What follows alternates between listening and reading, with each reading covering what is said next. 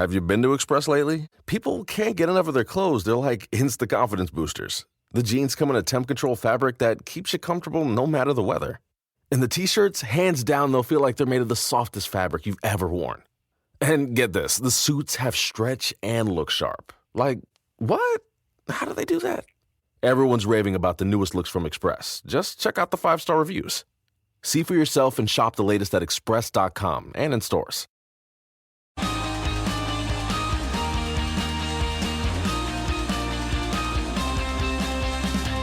The race is on, and it's all change at the top of Mercedes, with James Allison moving into the role of Chief Technical Officer and Mike Elliott succeeding him as Technical Director. It may not sound like a big change, but it's a significant move for Mercedes with some big implications. I'm Ed Straw, and joining me to explain why are Scott Mitchell and Mark Hughes. Well, Scott, hello. I'm obliged to ask, why are you now living either in a much smaller flat or some kind of cupboard? I've taken inspiration from my favourite podcast, Fake Doctors, Real Friends, the Scrubs rewatch show, in which Donald Faison records his episode from inside a cupboard, inside a wardrobe, better acoustics. So I've decided that sounds really nice, and that is definitely the reason why I don't sound so good on podcasts. It's definitely where I'm recording from. So I figured I'd move into our makeshift tiny, it's a glorified cupboard, and see if it improves. But the reality is I'm having to record this podcast standing up because I've hurt my back in some slightly confusing way, and I need to be completely upright. And I didn't want to disappoint anyone by not appearing on the podcast. So here I am. I'm hoping that cupboard backdrop's going to appear in a F1 press conference soon, because people have become very familiar with your front room from the press conference videos that are put on YouTube and occasionally turn up on Sky and the like. It's not as minimalist in here. There's lots of clutter around in the background. I'd hate for the background in my apartment to ever offend anybody, so I need to make sure I'm careful with what's on display. Always wise to be very, very cautious. And someone who's always got a very, very sensible background and appears to be fully fit on first inspection is Mark Hughes. How are you? I'm okay, yeah, my back's fine. I seem to be functioning as well as someone of my age might reasonably expect. Yep, come on. Excellent. Well, you might have to carry the lion's share of the work on this podcast. We'll see how Scott's contribution is, but hopefully he can make it through to the end without too many cries of pain. So let's get on with it while Scott's still intact. So the big news, Mark, is that James Allison will step down as Mercedes Technical Director on July the 1st. Perhaps I should say step up, given he'll be taking on the role of Chief Technical Officer, with Mike Elliott taking his old role. Now, Technical Director and Chief Technical Officer tend to be used interchangeably across F1 teams, usually with Chief Technical Officer, a slightly more grandiose version. But this actually is quite a significant shift, isn't it? Yeah, I mean, the labels can mean specific things in specific teams and tend to. They're not exactly interchangeable. But this move is to do with a change of focus on the future, as we're coming up to two major regulation changes, one next year and one 2 or 3 years beyond that, as we go into the new engine formula, the new power unit formula. So this is James Allison sort of stepping back from the current role to look at a big overview for the demands of the future. And if you think back to when Mercedes was preparing for the hybrid formula, and they took on pretty much every technical director that had ever been. They had, as well as Ross Brawn, who was an ex-technical director himself, and they had Aldo Costa and Bob Bell and Jeff Willis, and they had a whole host of big names, and that was so that they could continue development of a current car whilst working on a completely new formula. But of course, with the cost cap that you have now, you wouldn't be able to do that now. You would have to make the savings elsewhere if you took on that number of big names. So this is just a reallocation, I would guess, of priorities, and doing the day-to-day regular development of current cars is the former, he was called in this team, he was called the technology director, Mike Elliott. So he will now step up into the role of technical director, which James had previously filled. It's quite a sensible move to have this sort of structure in general, because it means that you've got James Allison looking, if you like, at the more macro level in terms of the wider strategic things technically, and then Mike Elliott's looking at more at the micro level, the kind of day-to-day work of making the car work, and with an eye on next year's car as well. So it's probably a fairly sensible structure, but also, Scott, it's another example of Mercedes doing quite a good job of managing these transitions. I know we often talk up Mercedes and what they do, and it's quite easy to do things right when things are going so well, but this is a team that generally is quite good at handling this kind of thing, isn't it? Yeah, obviously the 2014 preparation that Mark outlined is the sort of big example of preparing your organisation in a way that maximises it in longer term, not just in the short term, but it is this sort of transitional stuff as well that Mercedes has been really good at. If you think of if you look at how they managed Allison's arrival and Paddy Lowe's exit, Aldo Costa's desire to move away from F1, and there was a restructuring there, and also on the engine side as well. If you look at Andy Cowell's departure from the engine part of the company, they've always been very good at just sort of preempting what these challenges are, so and reacting to them in the way that's most appropriate. So it's about basically an ability to be flexible enough to meet whatever new challenge is actually faced. And there's one element of this where you might argue, this is a great idea if they do it 12 months ago, because if James is only switching into his new role, bigger focus, bigger strategic stuff on July 1st, then that's obviously not a huge amount of lead time for the start of F1's next era. But he won't be going into that, first of all, for a short-term quick fix. It'll be about future-proofing the organisation at a time when Mercedes and every other big team are adjusting to new cost cap restraints, new aerodynamic and engine development restraints, and at a time when probably competition is going to get harder than ever because all these other teams are going to be on the same financial level for the first time. And this is going to be something that's in place for the long term. So they're going to constantly be learning things, adapting their processes to suit, finding ways to become efficient. So having someone who's in charge of that with a broader overview is really important. And the other element of it is he's been technical director. So it's not as if Mercedes is bringing in someone who's cold to the organisation, who needs to be bedded in, who wasn't part of the 2022 car's genesis. Allison would have been working on that 2022 car in the background. He'd have been steering different avenues with that. He'd have been hands-on in some capacities. He'd have been delegating in other capacities. He would have been as involved in the 2022 car as any technical director on the grid. So it's not like there hasn't been any broader focus for him in the long term or anything like that. He's probably had all the input into that all-new 2022 car that he feels he needs. And now with these strategic challenges, which are a big threat, he can focus now on that in broader terms, and then hand over as you described it, Ed, the day-to-day stuff to Mike Elliott. So I think it's just another very good example of how Mercedes is able to just shift, just be able to do what it needs to do to adapt. It's the exception that proves the rule that all empires fall, isn't it? And this has been a key element, a key strength in making that the case. This ability to just not be undermined by individuals coming and going. Also, Allison is said to be working closely with Toto Wolff in this role, so he can deal with some of the things that perhaps Toto might otherwise have had to take calls on. And that's important because obviously ever since Niki Lauda stepped down before his untimely passing, Wolff had to take on more, and then the ownership nature of the team's changed. So he's got Mercedes and he's got Jim Ratcliffe involved as well. They're the three different owners, each have an equal share. So that should help Wolff in that regard. So it almost gives them a bit of a two-pronged leadership in that regard.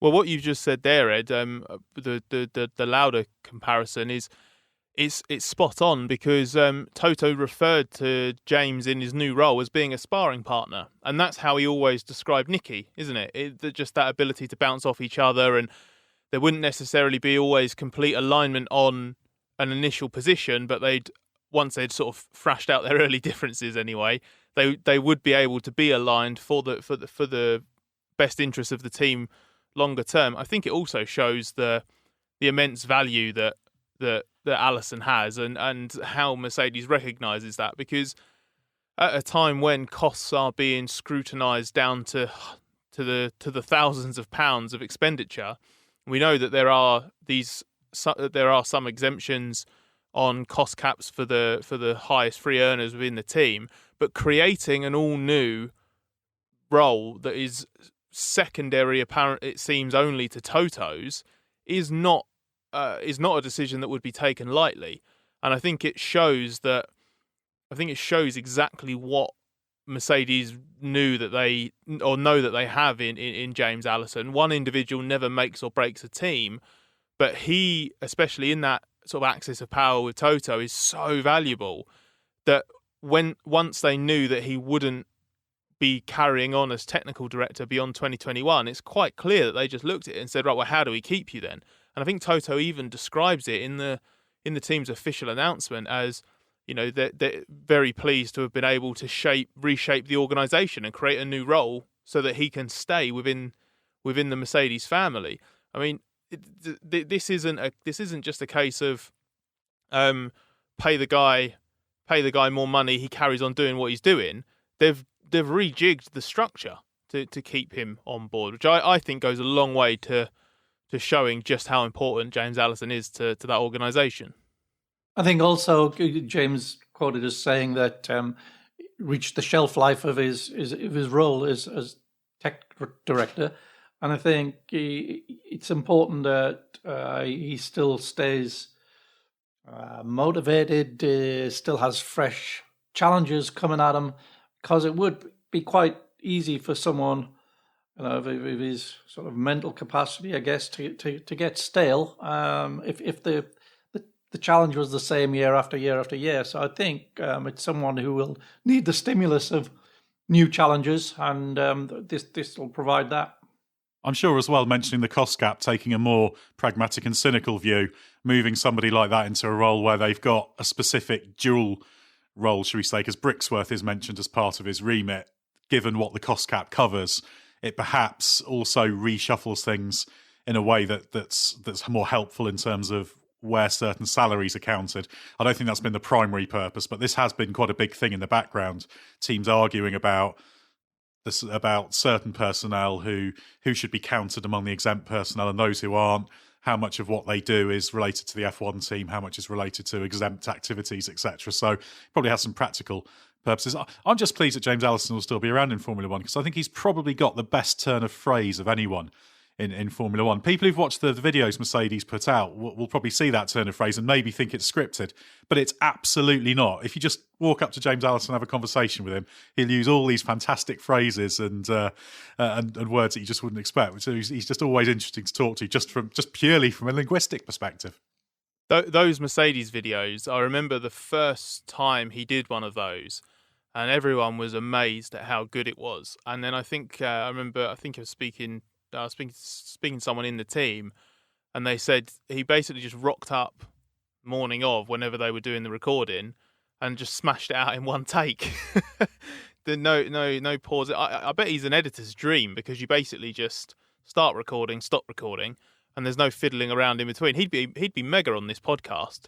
It would drastically reduce the amount of fettling that's needed at the end of one of these episodes. And I think that just reflects a very engaged and intelligent and distinctive character. And we should say, actually, James Allison himself, he's had this success with Mercedes. So he joined in 2017 as technical director. So he's been implicated, or a key player in 4 consecutive championship doubles. But he's had a great career.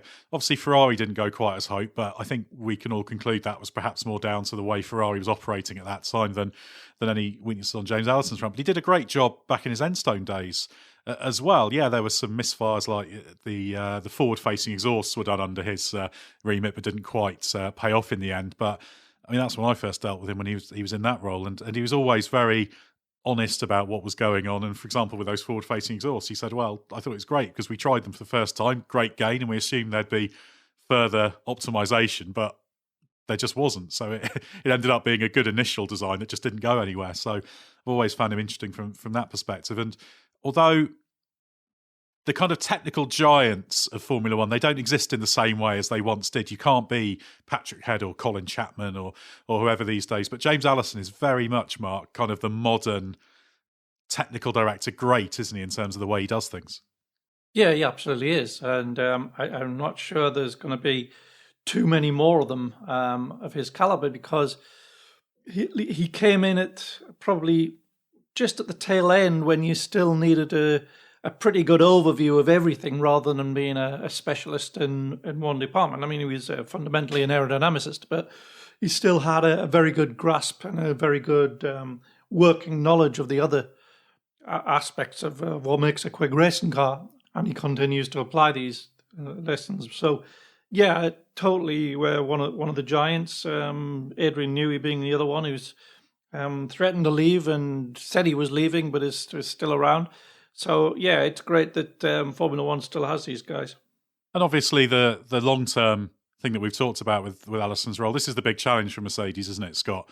As you said, they've sort of proved that every empire doesn't crumble eventually. It will do eventually. There will come a time when Mercedes isn't on top in Formula One. Just don't know how long it is, but they're doing everything they can to make sure they're in the right position through the next rule change, through the engine formula change. There'll be car rule changes again down the line to take the next step from next year's changes. So this is a team that's definitely, it's not run its course in the way that sometimes teams do, and it's found ways to reshape and redefine itself so that those key players are still relevant and able to take on the new challenges. And in fact, they do keep talking about the new strategic challenges and the demands of being a Formula One team, a successful Formula One team going forward.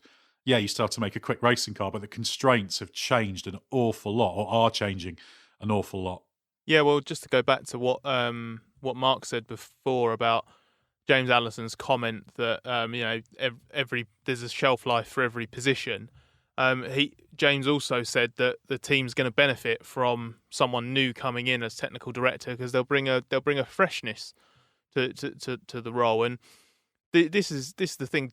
I completely agree with what the two of you have said about James's almost unique position within F1, especially in that sort of technical hierarchy. And I'm inclined to believe, or side with Mark, that probably won't be too many like him in the future. But that doesn't mean that in a day-to-day capacity or that he's irreplaceable and that no one could live up to him.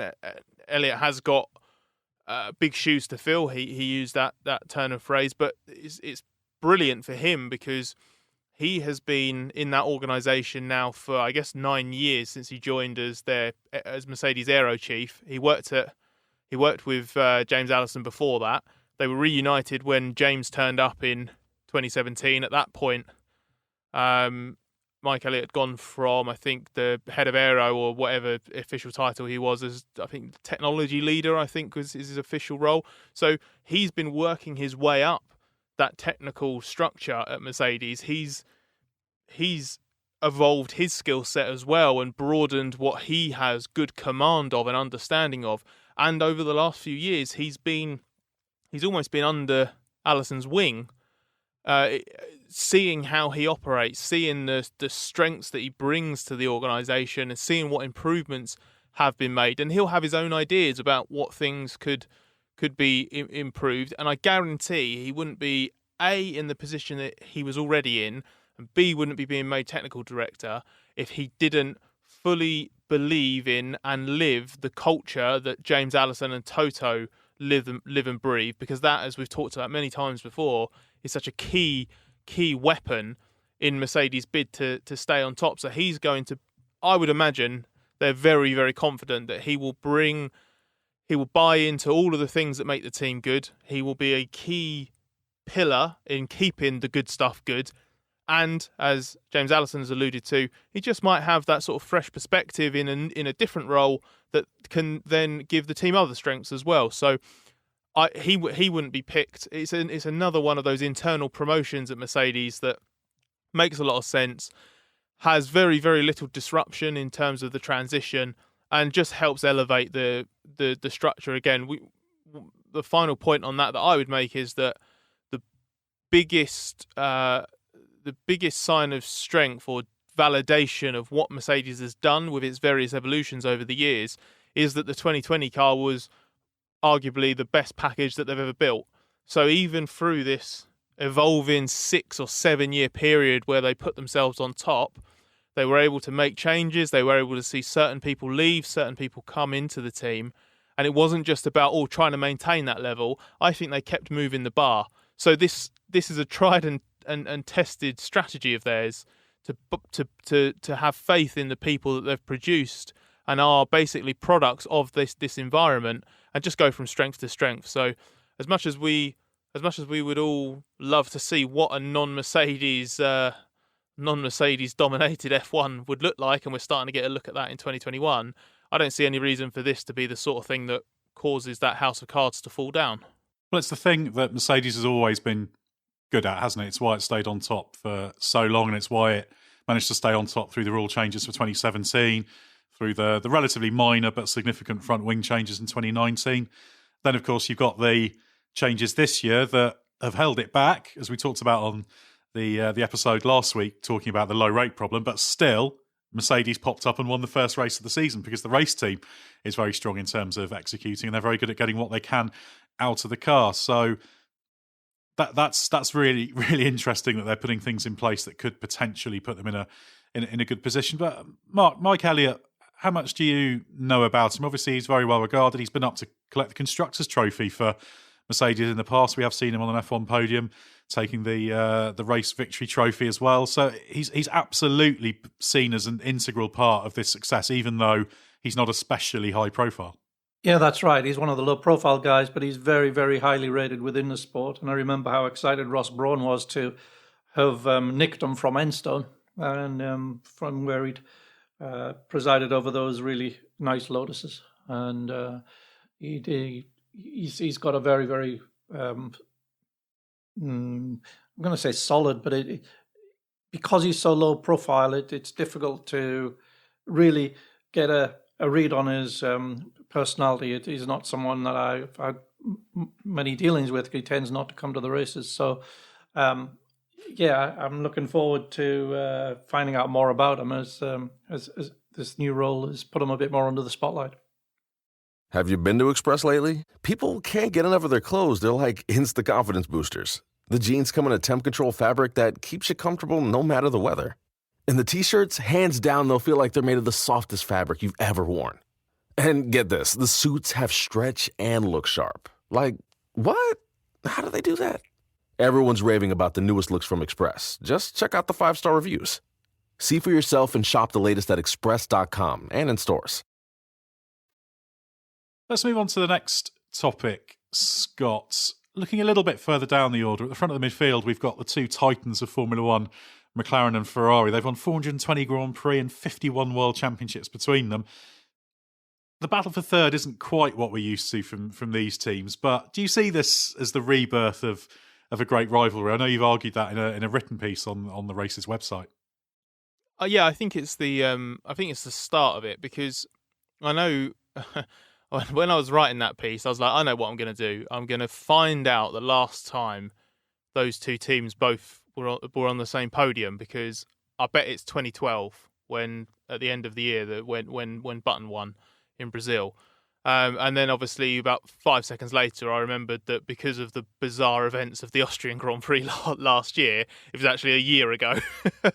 So that kind of put paid to what I thought might be an interesting stat. But the point still stands that these two teams haven't really been rivals since 2012, have they? When they were secondary to Red Bull in the end. But they were at least sort of still in the mix for wins and podiums. And last year, they were ostensibly fighting for best of the rest, but they weren't really. Like Charles Leclerc's qualifying heroics was pretty much the only thing that would put Ferrari into McLaren territory, and the difference between them in points and positions in the Constructors' Championship proves that.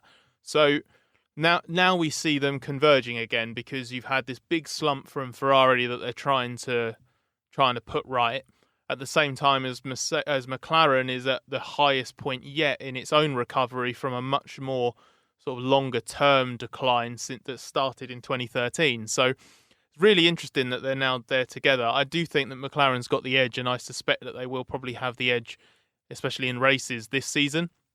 But it was just really cool in Bahrain to see the cars fighting again. And when you've got those 4 drivers as well, in Daniel Ricciardo, Lando Norris, Charles Leclerc and Carlos Sainz, you've got 4 drivers who are operating really, really well, have a lot more time still to do stuff in Formula One, which sort of presents this potential for this to be a longer term thing.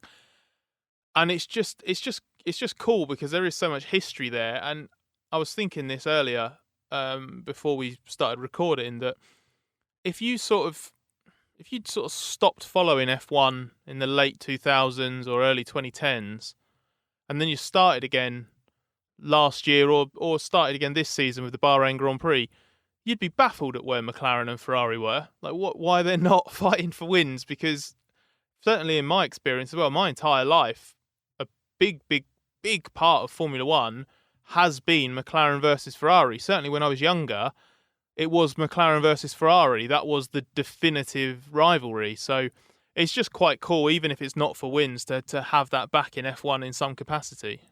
We can go back a very long way for that rivalry, way back into the 70s when there were title fights. I guess Hunt versus Lauda is the one that's most often remembered. But these rivalries have flared up, and that was, of course, McLaren in its previous guys, or its sort of second guys, you could say, led by Teddy Mayer at that time. Bruce McLaren, obviously, having died in 1970, and then Ron Dennis took over when the Project 4 merger happened. But these rivalries are really important. But what people really want to see, Mark, is Ferrari and McLaren back at the front. Given the opportunity of 2022 and the new challenges that we talked about in our Mercedes section of adapting to new Formula One, how do you weigh up where McLaren and Ferrari are in terms of that path back to recovery? Because they're at very similar levels of competitiveness currently, but slightly different positions off track, aren't they? I sense that there's still probably a greater capacity at Ferrari. It's a big team that's shrinking down. But it becomes more of a question of how much of that potential can they extract. You quite often see it with cars as well. One car, a team's extracting sort of 98% out of a smaller number than a car that's got more potential, but the team can only access sort of 90% of it. I think it might be a little bit like that in the sense that you would say that as an organisation, Ferrari would have more potential, but can the people that are there at the moment access that as effectively as McLaren can access its own facilities and personnel? As you say, they're on a very similar competitive level at the minute. I'd say they're about the same at the moment. The McLaren edged it at Bahrain. I'd have to be careful there because it's a very rear limited track, so that may have favoured McLaren. We don't know. We'll see. We get a better, because Imola is also quite rear limited. We'll get a better idea how they're comparing this season and what, therefore, the trajectory is after Portimao and Barcelona. But what struck me is that given that they're on about the same lap time in Bahrain, and the McLaren's got a Mercedes engine, which is definitely still better than a Ferrari, implies Ferrari has made good progress with their chassis.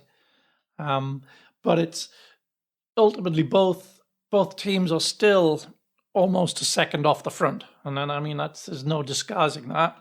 All right, it's a bit less now, but not, it's still thick end of a second. So you would hope that the 22 regulations do give a proper reset and we can make a better reading on them then. Yeah, it's interesting to look at what those two teams have been through, because McLaren ultimately fell further, although Ferrari had a pretty good go at it last year. But McLaren has also had to have a more seismic change, shall we say, than Ferrari has at any point. And there was obviously the rude awakening after they parted company with Honda. Switching to Renault engines was going to be the panacea, wasn't it? And then in 2018, they suddenly realised, actually, while we had some trouble with Honda, there are some serious problems in this team. And that has led to a lot of positive changes, Obviously, Andreas Seidel coming in as team principal, some really good strategic moves, the investment in the wind tunnel, etc., trying to make their production facility. So McLaren's trying to kind of catch up for the lost ground over the kind of last decade, really, if you want to look at it like that. Whereas Ferrari has had, as you said, Mark, pretty strong facilities, but not always made the most of them. So that's quite interesting. Two teams coming from different positions. But Scott, the whole thing about rivalries, how important do you think these rivalries are? Because Mercedes obviously hasn't had a proper team rival consistently. Ferrari was the closest to it, and that got pretty acrimonious at times. But because Mercedes always won, so in this era, it's almost not really a rivalry. It just becomes a bit David versus Goliath, doesn't it? And then it's just, well, Ferrari have underachieved, Red Bull have underachieved. How important is it, perhaps, to have a dynamic like that again at the front? And actually, are we starting to get that with Mercedes and Red Bull this year, potentially? I think it's everything. I think it's absolutely everything to Formula One because it seeps into every facet of the championship and the viewer experience and every perception of the championship itself, of the spectacle, of the teams involved and of the drivers. When you have rivalries, people care more. If you have proper rivalries, that each individual race becomes worth watching for its own narrative, but there's also a wider season narrative as well. There becomes potential for animosity, as you said, that we saw glimpses of with Mercedes versus Ferrari. Okay, that can sometimes bring out the sort of more negative tribal aspect that comes with all sports fans, but you've only got to see sort of how big the team followings are on social media, for example, to see how much people do care about these organisations. So when you see them start to really, take lumps out of each other, that becomes much more interesting. We then start to respect what the drivers are doing more. If Lewis Hamilton in a Mercedes had been constantly bettering the best efforts of the red corner, the rivals from Ferrari, whether it was Sebastian Vettel or Kimi Raikkonen or Leclerc over the last half a dozen years, a larger number of people would respect Hamilton's triumphs as well. So I think it's everything. And just to go back to the reason we're talking about this, McLaren versus Ferrari, you pointed out that sort of that sort of 1976 fight, Lauda versus Hunt. That sort of emotive element is, I think, what that can light a fire in someone. You can go from being a sort of casual observer to being fully invested in something just because you've bought into this fight that you're seeing before you. If you look at it from that goes for any different kind of sport, but just, I'm a football fan, for example, and when I was younger, for no geographical reason or anything like that, but it was Man United versus Arsenal was always a huge one, and I was always quite lukewarm about watching these games, but I'd always want to watch that one. As a neutral, that rivalry's fierce, so you want to watch it. It just makes people care more. And I think it raises everybody's game within the sport as well, whether it's football, F1, basketball, whatever it is. If you've got a rival, you work even harder to beat them. So I think it's absolutely integral to pretty much every element of what makes F1 good. What do you reckon, Mark? Is Ferrari v McLaren the ultimate F1 team rivalry over a long period of time? I guess you can go all the way back to, I think 74 would have been the first time they properly fought for the championship, those two teams, when Fittipaldi won the title from Regazzoni, and arguably perhaps Tyrrell should have done it with Jody Scheckter, and certainly if Jackie Stewart had still been going, or maybe Francois Soler had still been around, it might have been a different story. But there's a great history, and it got so acrimonious at times, particularly in the more recent ones, thinking the first decade of the 21st century and the kind of late 90s as well. So it's got a hell of a lot of history, hasn't it? And then you've got the whole thing of the spy scandal of 2007 as well. So it's so storied. It is, and it's probably not a coincidence that they are the two oldest teams. Ferrari gone right back to the start of the championship, and McLaren joining in 66. Are you not counting Alfa Romeo? Not buying into the Sauber rebrand? No, not totally. So yeah, I think it's those two have a particularly strong following as teams. But I think, Mercedes versus Red Bull is just as good, really. I'd be just as happy watching those two sort of taking lumps out of each other as McLaren and Ferrari at the front. So it's as long as you have two fairly evenly matched teams with two very closely matched lead drivers, then it's perfect, isn't it? It's the stage is set. And I think that's the most we can hope for. And it looks like we've got it this year after a few years of not having it, of being a bit one-sided. And I think it's absolutely, to the benefit of the whole sport that someone's finally sort of stepped into that breach and pulled back that big lead that Mercedes had. So, yeah, it's you sort of find yourself hoping that it's not just a false dawn, and because it's been so long. But I think as we get 2 or 3 more races sort of as closely matched as Bahrain was, and then we can say it's definitely game on, can't we? Yeah, that's the real hope, because it does have all the ingredients. It's got the great drivers. It's got the teams with the quick cars. Perhaps Mercedes slightly the underdog based on performance so far. So you just hope that things stay that way through the season. It doesn't really matter who wins. All it matters is there's a fantastic fight. But it's certainly something we're hoping for from F1 in 2022, not just with the technical regulation changes, but also with the various financial measures, the cost cap, the slightly more equitable distribution of the F1 revenue shared between the teams, means that there should be more teams at least that have the potential to be up there. Whether that'll play out, who knows? But there is at least some hope that McLaren and Ferrari can get back up there, and then of course any of the others who can make that step as well. Scott, moving on, another piece of news over the past week was Nico Hülkenberg being officially confirmed as the Aston Martin reserve. Logical choice for the team, given what he did last year, very effective in his stand-in roles. Do you see a way back for him full-time, not just with Aston Martin, but anywhere? Not really. I think Aston Martin now represents his best chance, because I don't think they're never going to get rid of Lance Stroll. But if Seb continues to massively struggle, will he think twice? Will the team think twice? And then Hulk's the obvious choice there to stand in, not just as a reserve, but as a full-time replacement. I don't think it's necessarily going to come to that, and I'm not saying that that's why they've signed him either. But I think it's a logical conclusion to draw. Should the situation develop in a way that Seb leaves, then obviously Hulk looks sort of best placed. Elsewhere, I don't really see how. I don't see what options outside of the lower part of the midfield he'd have. So I don't know why he'd want to return just for the sake of it. I wouldn't, and it wouldn't really be in a team that would necessarily sort of put him back in the picture unless he was able to get into Williams and they really do make good on their aggressive plan to return to the front of the grid.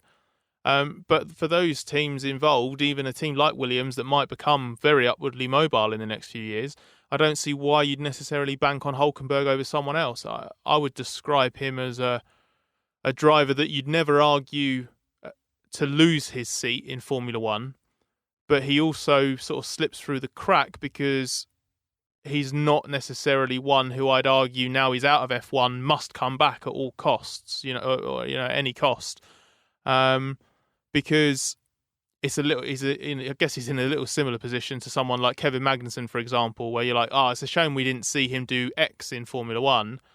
But is he worth sacrificing a seat that should go to the Formula 2 champion or a Formula 2 runner-up or someone like that? I don't necessarily think he is. So, yeah, it's a difficult situation. On merit, he'd have never left at the end of 2019, but that's what's happened. This is a position he finds himself in. And I do suspect this is sort of the best chance he's got unless something dramatic happens behind the scenes at Aston Martin. Yeah, it's sensible for that team to have a proper driver on standby, given the problems they had last year. We criticise them for not being a little bit more organised on that. So I think it's only right and proper that they've done this. And I wouldn't read too much into the already people are saying, does that mean he's going to replace Vettel? if things continue to go like Bahrain for Vettel all season, then maybe something like that could happen. But I don't think that's the primary objective of that by any means. I think it's just a genuine reserve role. But Mark, what do you make of Hülkenberg? He's a frustrating driver, really, isn't he? Because he's never lived up to the promise that he had in the junior categories. And actually, if you look at his junior record, it's very, very similar to that of Lewis Hamilton, actually, in terms of winning championships. Very, very similar number of wins as well on the nursery slopes to F1. But it's never quite worked, has it?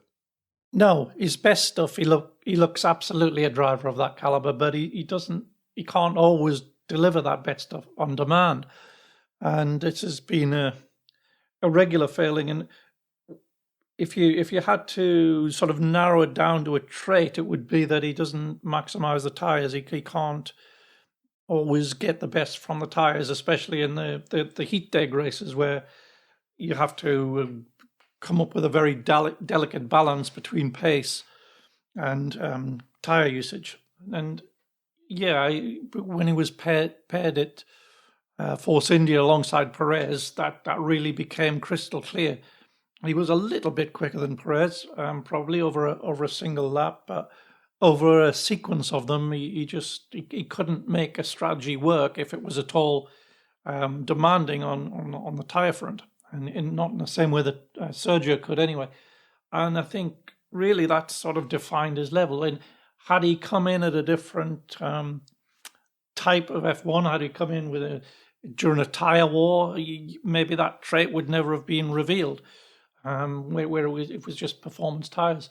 But this is the F1 that it is, and you can't really say, well, it's a shame that the tyres aren't better, or it's a shame that the cars aren't different for driver A's driving style compared to driver B's. It's just what it is, and it's down to the driver to adapt himself and extract the most from the potential that's there. And you couldn't really say that Hülkenberg has done that over his career, although his peaks have been marvelously high, fantastically high. But yeah, I think where he is, the position he's in now is just sort of the natural unfolding of that of those traits over a period of time. Yeah, I'd agree with that. I've always been pro Hülkenberg, having seen what he did in the junior categories and what he has done at his best in Formula One. I remember being at the Norris Ring in F3 when he won from 17th on the grid, something like that, and watching on TV when he dominated in the wet in A1 GP at Sepang. But yeah, it's never quite worked. And I think the point you make about the way the tyres are and the way Formula One is did work against him, but I completely agree. The best drivers adapt, don't they? And you can't say that it's unfair because the conditions of this, the best drivers have to adapt to the conditions. Only 25 drivers have started more Grand Prix than Hülkenberg, so he's had plenty of opportunity to cement his place. I'd quite like to see him come back, just because I'd like to see if that quality can come through, and maybe if the 2022 Pirellis are what are being asked for, which are much less temperature sensitive and more robust, and drivers can push more, perhaps it could suit him. But at the same time, if he doesn't get back, I can't say it's a travesty, because he's had every chance to make his place, and he's had his time. We're just moving on from Hülkenberg to the last one. We're heading to Imola for the next race. Scott, Imola was a great addition to the calendar last year, wasn't it? So looking forward to seeing F1 getting a second bonus race there. Yeah, especially with obviously how good the Red Bull looked there last year, and there's no reason to think it won't be even stronger this time around. I think it'll go there with a pace advantage. I think Mercedes will have had more chance to work out some of the sort of flaws in its car concept. Sort of maybe they've been able to put less of a temporary fix. Maybe they'll be less affected because Bahrain's so rear sensitive. And I think it's just fascinating, and it's just really cool to go to a track like Imola. We're going from a place that had this ridiculous track limit situation in Bahrain that created a needless controversy at the end of a brilliant race. There's not going to be any worry about that at Imola. I think if Max is able to take the lead 3 laps from the end with an off-track move around the outside somewhere at Imola, let it stand. Don't care about that. That's because that is going to be the move to end all moves if he's able to pull that off, because I think the track limits at Imola are basically grass, gravel or barrier, aren't they? Yeah, there's a few places where people are getting done for it last year, but there's other places where you're not going to get away with it at all. But Mark, what should we expect from F1's first foray away from Bahrain? There are some similarities in terms of the performance sensitivities, some differences as well. So how big a challenge does it offer to teams in terms of us learning a little bit more about who's strong where? It is actually quite similar in terms of its rear sensitivity, in terms of the limitation on the rear of the car.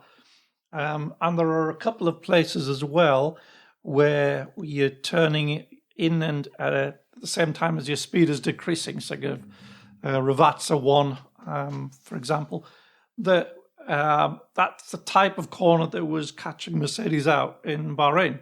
So we might see a sort of similar pattern there, but probably not to the same extent. Last year, the Mercedes, relative to its average, actually went quite well at Imola, and the Bahrain, historically Bahrain has not been a great track. Even when Mercedes has had dominant seasons, its margin of superiority has usually been lower at Bahrain than its average over the season.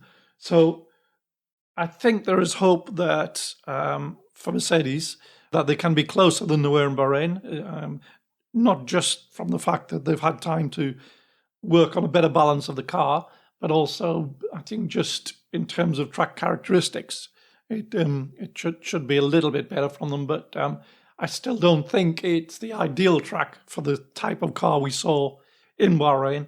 And I think looking ahead to the following two races after Imola, we should have a better idea because they should punish the Mercedes less, I think. And Mark, obviously one driver who's got bad memories of Imola is George Russell, who crashed under the safety car there last year while on course for points for Williams. They've talked up the fact that Imola should be better suited to the car. They're hoping for less windy conditions, thanks to it being quite nice and sheltered there, which is certainly the case. Do you think there's any chance of him finally getting his first Williams points there, or do you think that's asking a bit too much? Oh no, I think it's feasible. I don't think Williams are just going to be hanging on this year for maybe a little sniff of a race of attrition. I think they can get lower end points, or George can realistically think about lower end points if he can get the thing into Q2. And yeah, as you say, Imola should be a bit more favourable than Bahrain. It's a very, as they're saying, it's a very wind sensitive car, and then Bahrain was a very, very gusty weekend. So yeah, I would say his chances are okay, but he's not a favourite to get lower end points. But yeah, I think it's feasible that should be their target going into the weekend. Yeah, they need some assistance realistically, because the Williams is categorically not one of the 5 fastest cars, even in the most favourable possible conditions. It's not even probably the 6th or 7th. So, well, it's definitely not the 6th or 7th. So, yeah, they need some help. But George Russell got into Q2 in Bahrain. So if he can repeat that at Imola and have a solid race, I guess anything's possible. That's all we've got time for on this episode. Check out therace.com and don't forget the hyphen. Plenty to read there on Mercedes, Ferrari, Nico Hülkenberg, as well as all the coverage to come from the Imola F1 weekend. If you haven't already, make sure you have a listen to our sister podcast, Bring Back V10s, which tells classic F1 stories from the 1989 to 2005 era. And also head to our YouTube channel for our latest videos. Thanks for listening. As always, we'll be back soon with everything you need to know from the Emilia-Romagna Grand Prix.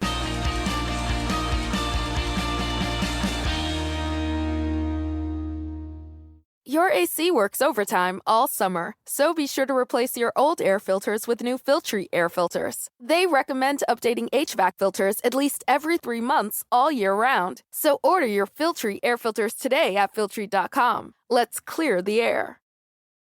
Your AC works overtime all summer, so be sure to replace your old air filters with new Filtry air filters. They recommend updating HVAC filters at least every 3 months all year round. So order your Filtry air filters today at Filtry.com. Let's clear the air.